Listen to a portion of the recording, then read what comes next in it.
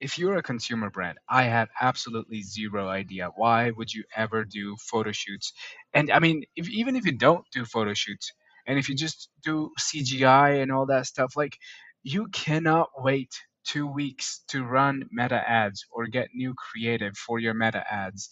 You can just literally press one button, well, maybe two, and have images like these.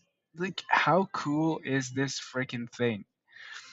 And you need hundreds of them because you're running meta ads, and like creative fatigue is real. And so this workflow, all you got to do is just hard code brand context, and you will never have to change it because you'll be running it for your brand.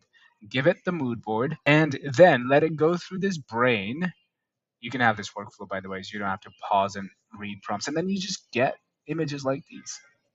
How cool! Like, where else can you do that in the world if not Weavy? You know, this is insane. So, if you want this workflow, comment yogurt and I will send it to you.